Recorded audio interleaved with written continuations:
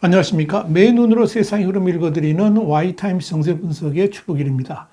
미다스의 손이라는 말이 있죠. 그리스 로마 신화에서 나오는 말인데요. 이 미다스라는 왕은 탐욕에 빠진 나머지 술의 신 디오니소스에게 손에 닿는 것은 뭐든지 황금으로 변하게 만드는 능력을 달라 이렇게 빕니다. 이로 인해서 그런 능력을 얻게 된 미다스 왕은 한마디로 금벼락을 맞게 됩니다. 문제는 모든 것을 금으로 만드는 절대적인 손을 가졌지만 그것 때문에 만지는 음식마저도 모두 금으로 변해버리는 바람에 자신의 능력이 얼마나 쓸모가 없는지 알게 됩니다.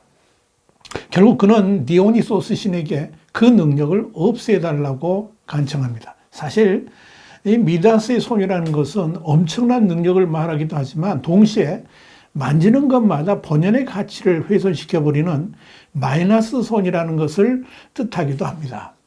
그런데 이 미다스의 손은 지금 이 시대에도 존재합니다. 대표적인 예가 자신이 최고의 통치자라고 말하는 고집불통의 독재자들이 바로 여기에 해당됩니다. 오만한 독재자들은 자신이 이 세상의 모든 문제를 해결할 능력을 가지고 있다 이렇게 착각을 합니다.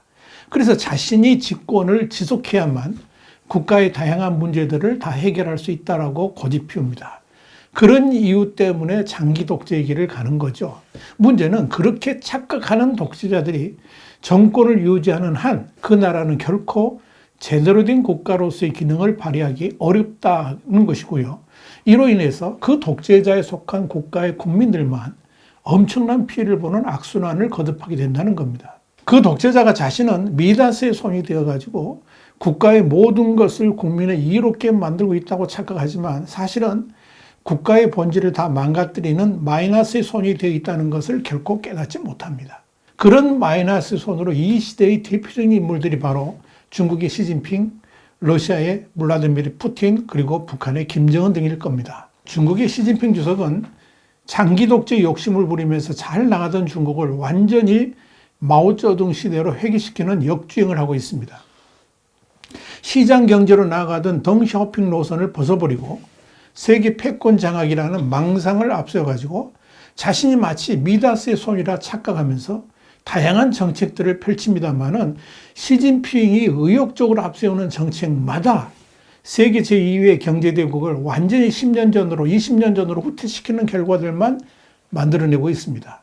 시진핑은 도광양회, 그러니까 실력을 기르면서 때를 기다린다는 이 도광양회를 버리고 주동자기, 내가 주가 돼가지고 일을 도모해 나간다 이렇게 표현해 버렸습니다. 실제로 시진핑은 전 세계 코로나 팬데믹 등과는 정반대로 봉쇄 중심의 방역 정책을 채택했죠. 그뿐입니까? 미국과 협력하는 대신에 중국의 권위를 세계 제1로 내세워야 한다는 중국몽을 앞세워서 패권 경쟁에 나섰습니다. 공동부유를 실현한다면서 부동산 정책을 손댔지만 시진핑 때문에 중국 경제의 근간이 완전히 무너져 버렸습니다. 교육시장도 마찬가지입니다. 이렇게 시진핑의 선택은 모두 마이너스 손이었습니다. 시진핑이 손에 대는 일마다 중국을 후퇴시키고 중국인들의 눈에서 피눈물 나게 만드는 일들만 계속해 온 겁니다. 지난해 10월 19일 뉴욕타임즈는 이 퓰리처상 수상 언론인인 모레 스티븐스가 쓴 고마워요 시진핑, 땡큐 시진핑이라는 제목의 칼럼을 게재한 바 있습니다. 친애하는 시 주석에게로 시작하는 이 칼럼은 제20차 중국 공산당 전국 대표대회를 통해서 사실상 종신 집권을 앞둔 시진핑 주석에 대한 편지 형식을 띠고 있습니다. 그는 이 칼럼에서 먼저 10년 전에 시 주석이 집권할 당시에 고속 성장을 거듭하던 중국이 멀지 않은 시기에 미국을 제치고 세계 최대의 경제 국가가 될 것이라고 믿어 의심치 않았다는 점을 지적을 했습니다. 그때만 해도 상류층 미국인 부모들이 자녀들에게 중국어 교육을 시키는 것을 자랑스러워했었습니다. 그런데 시진핑 집권 10년 후 지금 중국은 어떻게 됐습니까? 신장 유구르 주민들에 대한 탄압은 구소련 시절의 강제 수용소에 비교할 만하고 시 주석이 내세우는 경제개혁은 사실상 비효율적인 국영기업 체제로의 퇴행이나 마찬가지가 되었습니다. 시진핑의 제로 코로나 정책은 중국의 대도시를 거대하고 또 살기 힘든 감옥식 민주로 변모시켰습니다. 시 주석은 자신도 의도하지 않게 자유세계와 비자유세계의 경쟁에서 자유세계에 유리한 행동을 한 겁니다. 스티븐슨은 미국 시스템과 정치 지도자들은 결점이 있고 과거의 장점들도 퇴색했지만 시 주석 체제의 암울한 중국을 대안으로 삼고 싶은 사람은 없을 것이라 그러면서 이게 바로 미국이 시 주석에게 감사해야 하는 이유다, 이렇게 말을 했습니다. 그래서 결론적으로 한 말이 이겁니다. 당신의 3년임이 언젠가는 미국과 다른 자유국가에게 예상치 못한 축복 중 하나로 인정될 것이라고 믿습니다. 이겁니다.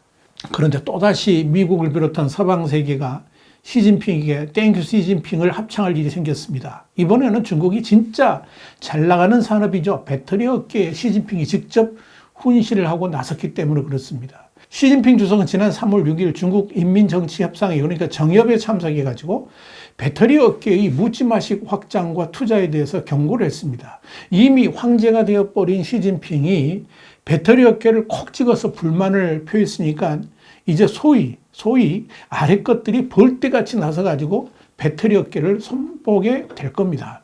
이날 정협에서는 세계 1위 자동차용 배터리 업체인 CATL의 정유칭 회장도 정협위원으로 참석해서 CATL이 작년 세계 시장 점유율 37%로 6년 연속 세계 1위 자리를 차지했다라고 보고를 했습니다. 그러면서 대외 의존도가 높은 핵심 전략 광물 확보를 위한 정부의 금융 지원을 요청했습니다. 그런데 보고를 들은 시 주석이 칭찬하기는커녕 신흥산업은 불꽃처럼 솟아오르는데 즐거움도 있지만 걱정도 있다 그러면서 우리가 이 분야에서 세계 선두권이 있다는 건 기쁜 일이지만 기세에 비해 실효성이 떨어지지 않을까 하는 우려가 있다라고 지적을 했습니다. 그러면서 시진핑은 우르르 한꺼번에 달려들었다가 결국엔 뿔뿔이 흩어지지 않을까 걱정이다, 이렇게 질타를 했습니다.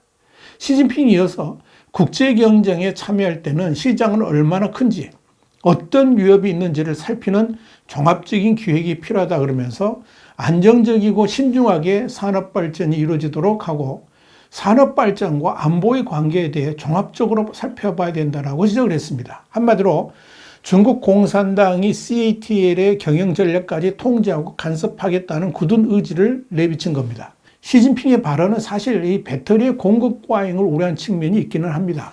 중국은 2차 전지 업체가 33,200개에 이르고 작년 한 해에는 940개가 새로 생겼습니다. 이로 인해서 2차 전지 생산량이 무려 130%나 늘었습니다. 또 하나, 시진핑의 우려사항은 중국 배터리 업체들의 해외 진출 관련 부분에 대한 우려도 포함되어 있는 것으로 보입니다. 전기차 붐이 일어나면서 중국의 배터리 업체들이 너도 나도 전 세계로 진출하고 있습니다. 시진핑의 우려는 이렇게 서방으로 진출한 배터리 기업들이 서방의 볼모가 될 수 있다는 겁니다. 당연히 덩샤오핑 때와 같이 서방과 더불어 살아가는 시대였다 그러면 전혀 문제가 되지 않겠지만 지금 미중 디커플링 시대가 도래가 됐는데 이때는 예상치 못했던 결과를 도출할 수 있다는 점에서 이런 우려도 나온 겁니다. 정작 CATL은 해외로 더 진출해야만 회사의 미래가 있다라고 보고 있습니다. 지난해 세계 시장 점유율은 37%로 압도적인 1위였고 중국 시장 점유율도 50%입니다만은 전 세계 시장이 커지는 상황에서 당연히 해외에 공장도 짓고 또 CATL을 추격하는 한국과 일본의 기업들을 따돌려야만 하는 막중한 과제가 눈앞에 놓여 있는 겁니다. 올 1월을 기준했을 때 중국을 제외한 세계 전기차용 배터리 시장 점유율은 LG 에너지 솔루션이 24.2%로 1위이고 CATL이 24.1%로 2위입니다. 그리고 파나소닉이 22.1%로 3위입니다. CATL은 올해 연산 8기가와트시 규모의 독일 튜링겐 공장 가동에 들어간 거고요. 작년 하반기에는 헝가리에 80억 달러를 투입해가지고 연산 100기가와트시 규모의 유럽 최대 배터리 공장을 세운다 하는 계획을 발표했습니다. 2월에는 미국에도 포도와 협력해가지고 미국 미시간주에 배터리 공장을 건설한다 하는 계획도 내놨습니다. 그런데 이렇게 세계 시장을 향해 본격적으로 나아가려는 CATL의 계획이 완전히 무산될 위기에 처해 있습니다.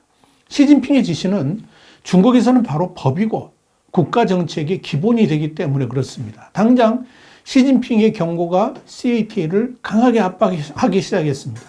홍콩 증시에서 자금을 조달할 계획을 세우고 추진해 왔는데 이 모든 조치가 시진핑 경고 이후에 전면 중단됐습니다. 시진핑의 경고가 나오자마자 중국의 금융감독 당국이 움직인 겁니다. 당연히 CATL의 미국 진출도 급제동이 걸릴 것으로 보입니다. CATL의 미국 진출에 대해서는 미국의 의회도 중국 배터리에 대한 의존도를 높일 수 있다는 이유로 제동을 걸었기 때문에 CATL은 내후 외환을 걱정해야 될 상황으로 몰렸습니다. 자, 이런 상황에서 우리는 또 한 번 땡큐 시진핑을 외칠 수밖에 없는 겁니다.